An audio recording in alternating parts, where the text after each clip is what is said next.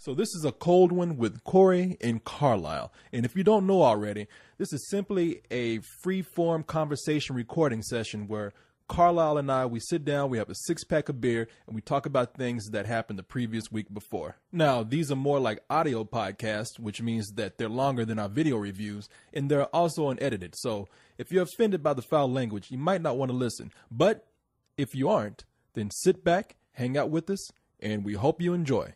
Thanks. It's time once again for a couple of cold ones with Corey and Carlisle. How you doing? I'm not too bad, man. Not too bad. I'm doing all right. That almost put me to sleep, but that I mean that in a good way. Like in a Perry Como way. Yeah. Hello. No, it was nice, man. You're getting very silky smooth at this. Very these days. velvety. Exactly. Where's my beer? We started drinking before we even started, so. Clearly. So, it's been a good week in movies, man. It has. Well, it's been a good summer, man. What are you talking about? We've had a pretty good time. Very few rough movies this year. Nah, I mean, let's just go ahead and jump right into it. You want to jump? Okay, well then, number 5. Indiana Jones and the Kingdom of the Crystal Skull. Still in there. Still in there, man. But that's what everybody expected. $275 million. That's a whole lot of money, man. That's a whole lot of Snapple. No, I mean we can even go back further and go, that's a whole lot of pudding. Oh, yeah. What's that from? $240 worth of pudding. What is Mr. that Boucher, bring that camera in here and look at all this pudding. What is that from? It's from the state. The old TV show on MTV. That TV show? The people who do Reno 911 and did Viva Variety. Their first show was called The State, and one of their skits was these two guys in leisure suits talking about $240 worth of pudding. It's funny because where'd we get $240? Shh, ain't none of your concern, baby. Don't worry your pretty little head about it. Man, it's funny because I don't remember anything about that show, but that rings a bell. I do remember a whole lot of pudding. That's a whole lot of pudding. And yes, $275 million would buy a shitload of pudding. That's a whole lot of pudding. So, number 4. Number 4. You don't mess with the Zohan. You don't mess with the Zohan. $68 million, man. Yeah, not bad. Not bad. No. It might hit $100 million before it's over with. I still haven't seen it. I'm curious, but we'll see. I don't know if you like it. I don't know either, but I'm going to watch it anyway. I mean, maybe I went in with low expectations. I'll go in there, watch this movie. I get a good laugh. Maybe it's because now I will say that you and Leon are the most positive reviews that I've heard of this movie. Everybody else is like, man, it was crappy. And I saw a lot of people saying that, but I mean, you got to keep in mind that him and I are not the biggest Adam Sandler fans. No. So that's why I'm curious to see it. That's why I'm going to go in and see. I've heard both sides, and it's like let's see if this makes me laugh. It's just funny though because I think maybe I will blame myself by saying maybe because I got a chuckle. That's why I thought it was so good. I'm like, oh, I chuckled in an Adam Sandler movie. This movie's great. So, but clearly he has exceeded expectations. It's just funny though sitting next to Leon because I said I gave the movie matinee and I was like, it's funny. I mean, some parts are just too stupid for me, but it's all right. And he's like, oh, I disagree. I think this is a great full price movie. And I was like, I didn't know you just fell in love with Adam Sandler that much, but. Hey, whatever, man. We both had a good time. Zip Adam Sandler back up there, Leon. Exactly. So let's go on to number 3. Which, just because, for number 3, I brought a big old bowl of steaming crow. Do you remember last week when we had this discussion? Man, look, I knew you were going to do this. Of course you knew. Because we had this discussion. You told me like no. 27 times. Let me say what happened last week because we can even go back and listen to it. I just said, I don't know. Because last week you said, I'm going to bring up a big bowl of steaming crow. I was like, it doesn't matter because I don't know. I said, I took a guess. I'm not saying that to rub your nose in it. I'm saying that for those regular listeners who remember last week's episode and now know that number 3 is... It's The Happening. The Happening. Yeah. Wow. That one did not take number 2. It had number 2 on Friday, but then had a huge drop-off. Yeah, I think, and it's not getting like really bad word of mouth. I mean, a lot of people have said it's just mediocre. Because I went to see it and I came out and I said, I didn't hate it. I actually kind of liked it a little bit, but it's a mediocre movie. I think probably the drop off came from people telling them like, I was really not that scary. Nope. I'll tell you where the drop off came from. Because you look, and the first night it made $13 million, and the second day it made $10 million, but the third day, Sunday, it made $7 million. A huge drop off. You never see that big of a drop off on Sunday. Generally, you see Sunday go back to whatever the Friday numbers were, if the Friday numbers were a little lower. Yeah, I mean, why did it drop that much? Yeah, why? Because it was a rated R movie on Father's Day. Oh, was today Father's Day? Today was Father's Day. Oh, okay. Well, I guess my dad didn't get a call. The stories I heard, I don't think you missed it. Guess I'll call him tomorrow. Happy Father's Day, let's go Dad. see the happening. Thanks for slapping me around so much. Yeah, shit. I don't know. No, but no, you don't open a rated R movie on a holiday weekend if you want to do really well. But I think they knew that they were. I mean, when you listen to the Fox rep talk about this film, he was talking about how everybody had low expectations and how the critics and the audiences were going in gun shy because of Lady in the Water, because it disappointed, which they were fine with saying because they didn't make it. Had they made it, they would have said that it was misunderstood because that's Fox. But they went ahead and they're saying, well, you know what, everybody was not quite seeing really excited to see this, but then to see these numbers, that exceeds expectations, and it did very well in its third spot.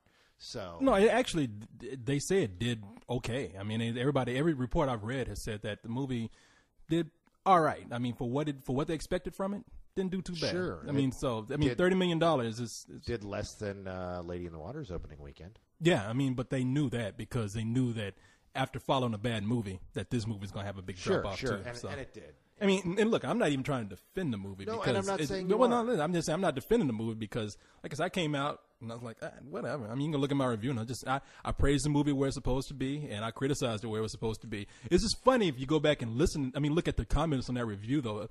People they either really pissed because I said good things about it, or they're really pissed because I didn't say bad enough things about it. It was, and I mean that's to be expected, but it's one of those rare movies where people just come in and it's so polarizing with people who saw it already. Which leads us to number 2, which is Kung Fu Panda. Kung Fu Panda, baby. $34 million and already passed $100 million. So big money. Which I still haven't seen it yet. So I mean, I'm really wanting to go see it. I was going to go see it yesterday, but cleaning my place up. So you are missing out, my man. No, I'm going to see it. In fact, I'll probably go see it this week, sometime this week, because it's haven't heard not one bad thing about this movie. So there's not a bad thing to say about it. It really is that rare gem.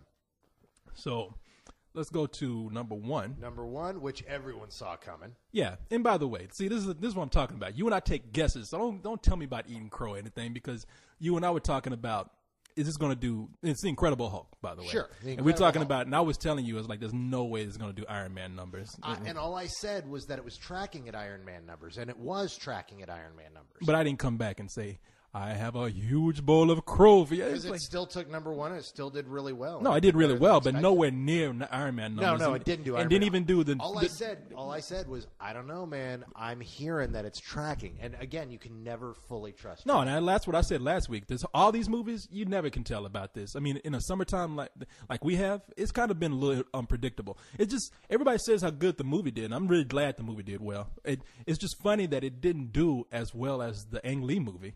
Well, there was so much anticipation for that at the time. Yeah. I mean, everyone was excited. And this one, I think this one's going to be one of those steady ones. It's going to have legs. Where once everybody talks about how awesome it is, people are going to go see it going, okay, really? All right. Well, here's what they're saying. They're saying, okay, this movie took in $54 million. The Hulk took in $60 million. So what they're saying is that, well, the Hulk had this huge drop-off. The first one had this huge drop-off by bad word of mouth the next week. And they say, yeah, this movie didn't even do anywhere as near as the first one. If you filter in also rising prices too, it even did less. But they say that this movie has such good word of mouth to it that they expect it to reach what the first Hulk reached in a short amount of time, because people will probably go see this again. Oh, yeah. And keep in mind that unlike Iron Man, this didn't have a big Thursday opening. They just opened it straight on Friday. No, Iron I realize Man did that. Huge numbers, but had this extra day tacked on.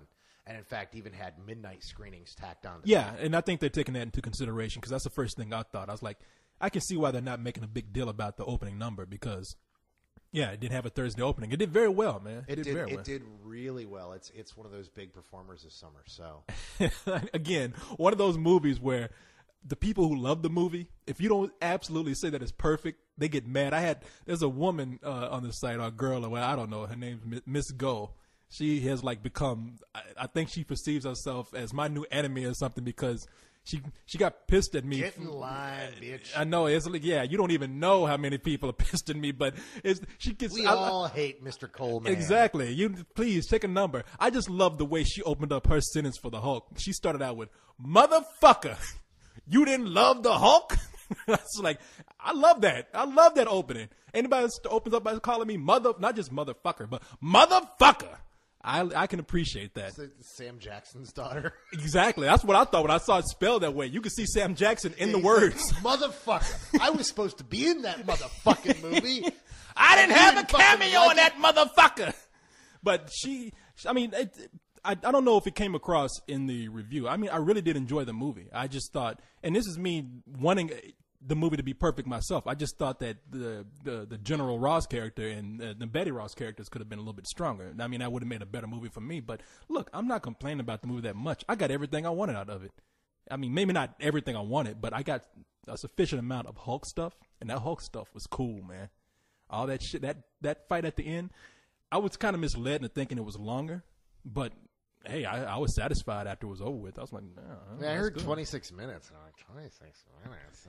Yeah, that's what I kept hearing. Well, that's what Cyrus was saying, and I was like, I don't remember it being that long, but I remember the ramp up to that, and I think that includes the ramp up to that, all the stuff with the leader and. Oh, okay, yeah, all that stuff. Yeah, no, that's it's cool how they're setting up villains too for. Oh yeah. Excuse me, for the other movies, but okay. Now that we talked about the Hulk, I want to talk about Edward Norton talking about the Hulk. Okay. I don't know if you heard anything about this. Well, of course. But somebody sent me an article from Perez Hilton of all places. Yeah. And that's the only place I've read this where they said that Edward Norton hasn't really committed to the next two Hulk movies that they're talking about. When I was at the first public screening of this several weeks ago, and several people from Marvel were there, and Gale Ann Hurd was there, and they had the director Louis Leterrier. And when asked about that, they were very dodgy, and that was the first clue that I had. Holy crap! Because they said, so you're going to get Edward Norton in the same film with Robert Downey Jr. and the Avengers, and every film is different. Every film has different commitments, and I was like, oh shit, they don't have him locked down yet. Yeah, no, they don't. They don't have him locked down. They locked down everybody but him, and that's what they were even saying in New York. They were saying, we weren't arguing, we were talking, and I was like, okay, yeah, all right, whatever. It's like I don't know. Arguably, what he was upset about is understandable. I can see why he was fighting for that. And what are you saying? He's upset about because there was some stuff, there's some scenes taken out of the movie that he wanted. There's 70 minutes missing, which we've written about on the site. And the thing is one of those scenes. The opening of the film, now that the film's out there, it's out there. The opening of the film was supposed to be Bruce Banner walking through the Arctic. Yeah. And he goes out in the middle of nowhere to kill himself. And he goes and tries to kill himself, and he turns into the Hulk. He tries to commit suicide. He turns into the Hulk, and that's when Bruce Banner realizes, I can't die like this. I can't end it this way. I have to find a cure to stop this. Okay, thing. Can I chime in here real quick? I'm all for them taking that shit away from Edward Norton and saying we're going to cut this down to what it is, and we're not going to put all this shit in it. We'll save it. If one thing I've learned is sometimes, occasionally, the producers know what they're doing. Sure, no. I'm not arguing. What I'm saying is I understand what he's arguing for, because what he's arguing for is a deeper, darker, more personal movie. Now, granted, there's people who could easily argue, that's what Ang Lee got, and look what happened there. Yeah. So I don't know. We won't know how that turned out until we see the footage on the DVD. But I can't look at what they have now. I understand why he was upset. I understand. Well, yeah, because that's what he wanted. I mean, I understand why he's upset. But I really, what I saw in that movie was pretty tight, and they already had some scenes in there for me that could even been trimmed down a little bit more. Well, that was for you. Yeah, no, that's what I'm saying. Because I'm sure you probably got a couple phone calls during the whole. So. Yeah, maybe so. But I'm looking at this movie and I'm thinking they got it tight enough right here for you to go in and try to add all these other scenes and make the movie longer than it needs to be. That's unnecessary. Oh, no, I mean, and I'm personally the way I would like to see a director's cut with that stuff put together, kind of like what they've been trying to do with Superman Returns, and I don't know why they haven't gotten that out yet. But Superman Returns is supposed to be 3 hours long. Well, bullshit, because the 2 hours was enough for me on that movie. It was almost 2.5. See, that movie. There's all this extra stuff. There's a whole opening. It's very much like that. There's this whole opening sequence where it's like 20 minutes long, and it's him on Krypton.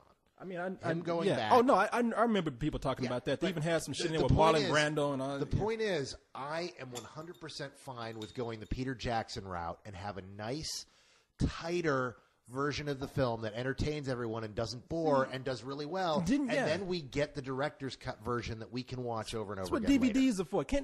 Haven't you learned already? We don't need this dark shit with the Hulk. People want to see the Hulk tear up shit. That's what I want to see. I like that. I mean, this is where his soul is. I wouldn't be surprised if Norton was the one who wrote that scene. Let him. Well, fine. It's probably what he was saying. I wrote this. I want it in there. I mean, go sit your ass down. You're not the director, okay? I mean, you are the actor. You wrote some scenes. You're not gonna fuck this. Put that on the floor, by the way, please. You always do. Hey, look, I'm gonna tell you every week. Put it on the floor. You got it near the computer. It's on a towel. It's gonna fall over at some point. So yes, every time you put it there, I'm gonna say put it on the floor. Well, no. Every time you tell me to do that, I end up kicking it over on the floor. I'll just hold on to it. Well, I'd rather it be on the floor spilled than on the table. Oh dear God, he's hulking out. Exactly. No, you want to see me hulk out? Spill this computer. I will turn into the biggest, blackest Hulk you've ever seen. But it's the biggest and the blackest. I'll be the Black Hulk. You gonna hit me up for $350? I'll be the bulk. So, but yeah. But there's some actors who come in and I think that they can actually ruin the movie by trying to put in all this deeper shit because they come from an acting background. Yeah. And of course they want to we need more depth in this. No, it's the fucking Hulk. Go sit your ass down, okay? He did direct a movie and it was pretty damn good. So. No, I give him that. I enjoyed that movie. I remember when he did that. I wish he'd direct another one because I thought that one was pretty good. But look, we're talking about Keeping the Faith, by the way. Exactly. Edward Norton. Yeah, I couldn't remember the name of it, but I do remember we walked out. If you haven't seen that, it's a pretty good romantic comedy about a priest and a rabbi who fall in love with the same girl. It's pretty damn good. Who was was it Ben Stiller? It was Ben Stiller. Yeah, exactly. It's one of Ben Stiller's best comedies. Mm-hmm. Because Edward Norton totally reins him in. And totally brings him in and says, calm down and just be cool. Yeah, he's not he's not letting Ben Stiller run and do what he won't, what Ben Stiller does. Yeah. Which is why he should understand when he's working on somebody else's project, we might make some changes, okay? They're not going to agree with them. Let us do what we do. And when you direct a Hulk movie, you can do what you want to do. Take it a little easy on Norton because keep in mind that everything we're hearing is from the gossip mill. And Norton's been very cool and very quiet and has not bitched publicly about this or said anything negative. In fact, despite rumors that he wasn't going to go out and pimp the film, he showed up and did a big Q&A press screening of the film to promote it. He was out there. He just didn't go full out. Well, so I'm not going to. You can't look studio. You can't when you're under studio contract too. You just can't go out and badmouth the movie. Brad Pitt learned that I think with I think it was Meet Joe Black went out there badmouthing that movie in the studio. It's like, come here, shut the fuck up. Like that.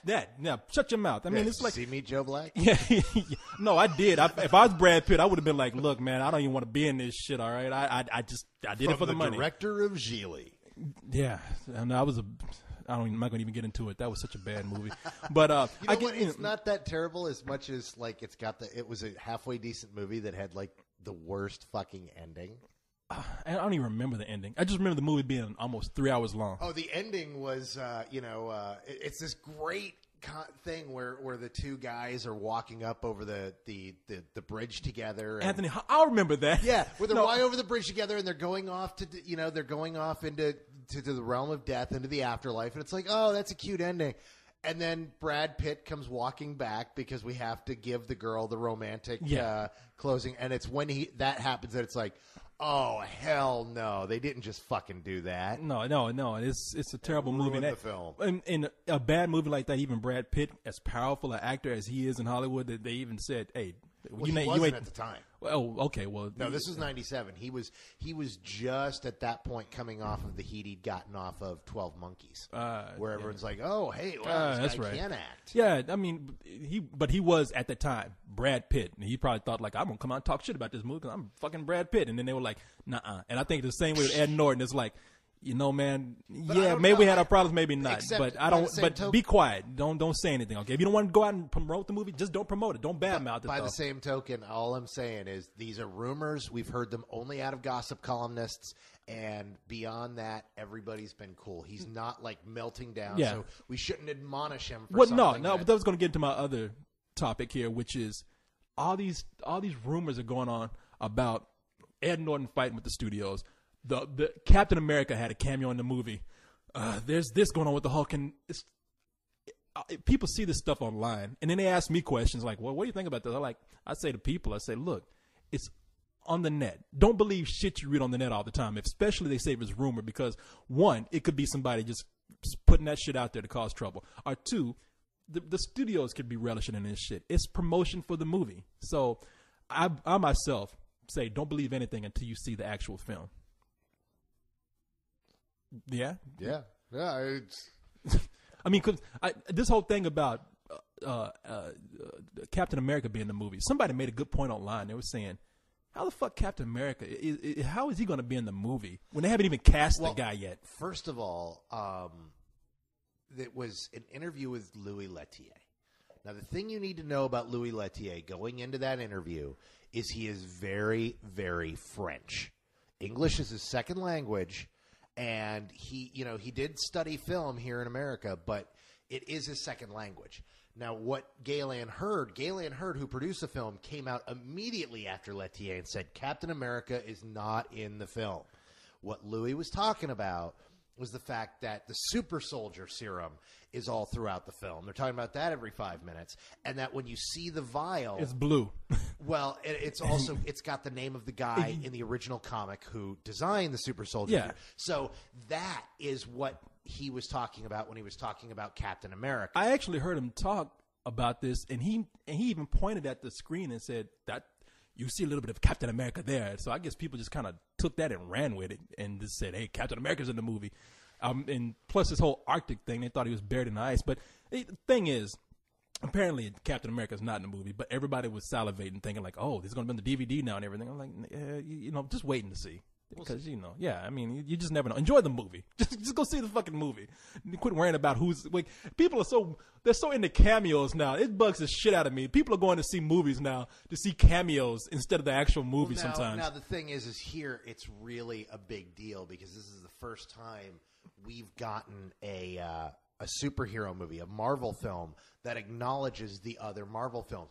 If there was a scene in The Dark Knight this summer, I have not heard anything about this, so don't be, I heard Carlisle on Spill Dog. No. This is a total hypothetical.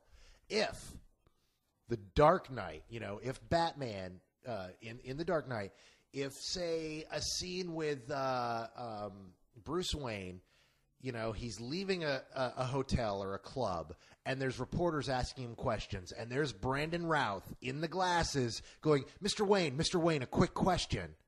And just a look between the two guys, dude, everyone would lose their fucking mind. Now, did you hear that this will be in the movie? Holy crap, it's Superman and Batman in the same fucking movie. Did you actually hear that was going to be in The Dark Knight? No. Okay. Because, people are going to take that shit and run with it, right? That's why I get my premise. I have not heard. If that happened, though, that would be exactly what's happening here. Warner Brothers knocking on that door. They're like, holy crap, it's Superman and Batman in the real movie. We're going to get a Superman-Batman movie. I think cameos are cool. Just don't let it overshadow the film. I can't believe they led with... I mean, I can believe. I understand why they led... I mean, the reason they advertised with Iron Man was because everybody who loved Iron Man, it's like, hey, look, it's more Iron Man. Oh, it's yeah. like, holy shit, it's Iron Man. I want to go see the fucking movie. Of course. That's a no-brainer. Yeah, they knew what they were doing. But in truth, I totally get the excitement. I'm down with it. Because it means we're bringing the universe together. No, I'm down with it. I love it. Just take the movie for what it is. Don't go to see it for a cameo. That said, Marvel needs to pull their fucking head out of their ass. Have you heard about this? About what? Marvel is so gung-ho to get an Iron Man movie out by 2010. That they don't want to use Favreau or Robert Downey Jr. No. I mean, if they don't. It's not that they don't want to. It's that they haven't negotiated with them yet. And both Downey Jr. and Favreau were like, yeah, we can't have a movie ready by 2010. We haven't even started. Well, Favreau's negotiating money too. Is the last thing I heard, and they don't want to. They don't want to meet his fee for the next movie. Because clearly he proved that he can deliver a perfect fucking film. He wants to get paid real money for this, and because he was paid, back end, he wants to get paid a nice upfront fee. And shit, I mean, look, you want to know my take on this? They're bullshit now. They're calling each other's bluffs because there's no fucking way they're going to make another Iron Man movie without Favreau or Robert Downey Jr. We've said that same thing a dozen times over and seen what happens when a studio says fuck that and goes with somebody else. Marvel is on a roll right now, and that was my point with bringing up the Hulk. They better get fucking Ed Norton back in that movie. Mm-hmm. And because they're just going to look, you had a Hulk movie out a while back with Eric Bana. And now people are just now beginning to get over the confusion of having a new Hulk movie. Do you want to confuse people more with having another Hulk movie with another actor? No, get Ed Norton back for that. Well, all they would do is they would make sure that they didn't have, Bruce Banner wouldn't. You would never actually see Bruce Banner in the Avengers film. It would only be Hulk.